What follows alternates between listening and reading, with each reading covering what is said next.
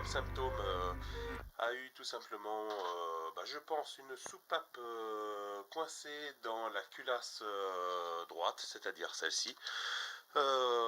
Pourquoi je pense ça? C'est vis-à-vis des couleurs des bougies, et simplement le symptôme c'est elle démarre à froid, le ralenti se fait de plus en plus, puis elle cale, puis elle ne redémarre jamais à chaud, donc au bout de 5-6 minutes de tournée, je pense qu'il y a une soupape, celle d'admission, qui resterait coincée.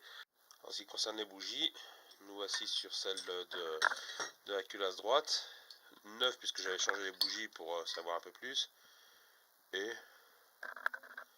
à ma foi elle est encore très propre, mais bon, ça a dû tourner, ça a dû tourner 10 minutes. Bon, voilà notre moteur déculassé, droite et gauche. Prenons soin de bien repérer les différentes parties. Bon, sur cette culasse, qui a l'air, ma foi, pas plus sale que ça, hein. C'est propre, reste à savoir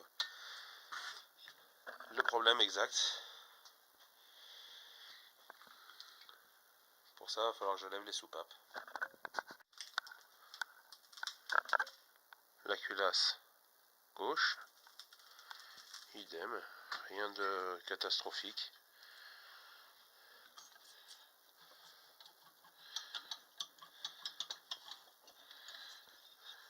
Savoir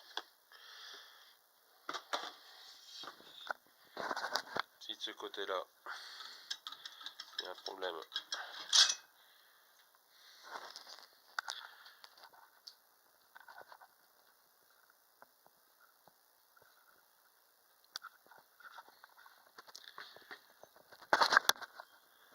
Segmentation même, elle est encore propre. Bon, évidemment, probablement à changer, hein. De toute façon, maintenant j'ai déculassé, c'est hors de question que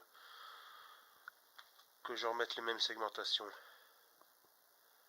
Quelques traces de cramé.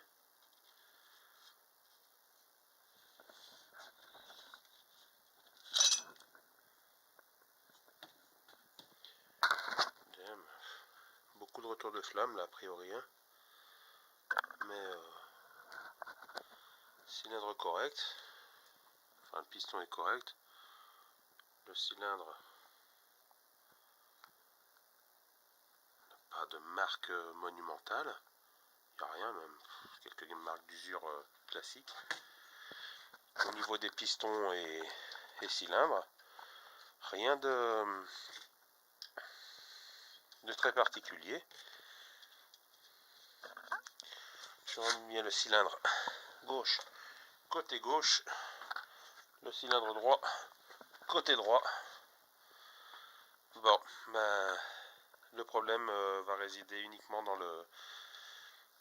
dans les culasses.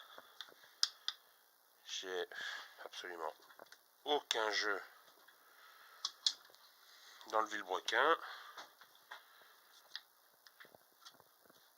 que ce soit en latéral, en profondeur, j'ai rien du tout.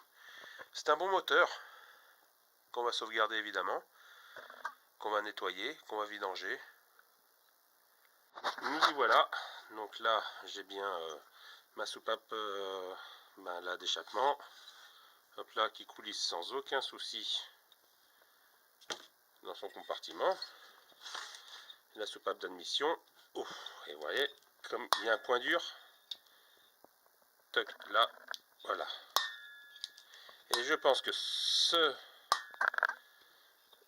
point de force, je ne sais pas d'où il vient, ce point de force, une fois chaud, les métaux sont dilatés. Vous voyez, là, je peux même plus la rentrer. Et on parle bien de la soupape d'admission de la culasse droite. Voilà, ce point-là. Alors là, les traits, c'est juste mon lève-soupape qui les a fait, c'est pas grave. Voilà. Mais vous voyez que là, hop, ok. La course, elle s'arrête là. Et à chaud, à mon avis, ça venait se bloquer. D'où zéro compression, retour de gaz d'échappement directement dans le carburateur et les potes qui vont avec. Donc voici notre culasse nue, débarrassée de ces ressorts de rappel de soupape et des joints de queue de soupape que voici, finissent évidemment à la poubelle. Et là, sur l'admission, il n'y a absolument aucune gêne. Tout coulisse impeccablement. L'échappement, idem. RAS sur cette culasse. Même constat au niveau de la culasse droite. Gauche, pardon. Donc, aucun souci d'ouverture, de fermeture des soupapes, qu'elles soient d'admission ou d'échappement. Il n'y a rien qui force. Elle coulisse impeccablement. Seule idée qu'il me resterait, c'est des joints de queue de soupape très fatigués qui venaient coincer la soupape dans son logement au moment où il y avait l'admission, une fois à chaud. Peu étonnant, j'en ai jamais entendu parler, mais il y a un début à tout. Alors, pendant que j'y suis, voilà, j'adopte des joints Burton pour en ce qui concerne les joints de cache-culbuteur. Ceux-ci datent de la nationale de Sévérac, donc depuis 2016. Donc ces joints ont 2 ans et demi, donc restent souples, mais ont drôlement séché comparé à l'origine, et notamment sur la culasse droite pour le coup. Je ne sais pas pourquoi, bon ça doit chauffer plus, ou celle-ci c'est carrément déchirée. Voilà, donc on peut considérer là que le joint est complètement mort parce qu'il est sec, voilà, il est tout sec, ce qui n'est pas le cas de la culasse gauche. La culasse gauche, il est resté bien souple, bon, sec, hein, on voit bien que si je le plie, il a du mal à remettre en culasse droite, le joint est cassé. Donc ces joints de cache-culbu, bien que très sympathiques, n'en reste pas moins, c'est une pièce d'usure. Donc, par acquis de conscience, je vais vérifier quand même les poussoirs. Des tiges de culbuteur qui n'ont absolument aucune bosse, aucune aspérité, aucun souci. Ouais, bien voilà, hein, pas de souci de ce côté-là non plus.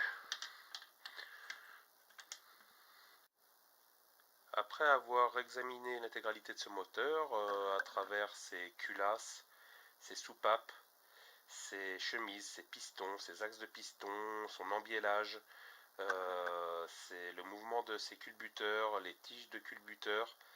N'ayant rien découvert de particulier, il ne me reste qu'une chose à penser, c'est que le phénomène devait venir d'un joint de queue de soupape qui devait être trop raide, trop dur, et à dilatation devait gêner le passage de la soupape. Ce que j'ai découvert lorsque j'ai manipulé les soupapes alors qu'il y avait encore les joints de queue de soupape, une soupape restait un peu forte à manipuler. Je ne vois que ça. Sans ça, tout le reste semble impeccable. Il n'y a aucune marque particulière, aucun défaut particulier. Par acquis de conscience, je pense que je changerai quand même le kit de soupape. Ça ne coûte pas très cher d'avoir 4 soupapes neuves, en espérant que le phénomène ne vient pas des guides de soupape à l'intérieur de la culasse. Les culasses semblent très bonnes, il n'y a pas de fente, pas de fêlure, pas de gêne au mouvement. Donc tout ça reste à vérifier. À présent, le travail va consister à refaire au propre tout ce moteur, tout nettoyer impeccablement, peut-être l'ouvrir de façon à pouvoir nettoyer l'intérieur, et compte tenu de la qualité de ce moteur qui ne souffre d'aucun défaut en définitive, il suffira d'investir dans une pochette de joint moteur, un jeu de segmentation, et hop, le moteur sera remonté au moment où j'en aurai besoin. Il ne sert à rien de remonter un moteur avec des joints neufs si c'est pour le monter dans 4 ou 5 ans. Les joints seront secs, tout sera à recommencer. Voilà.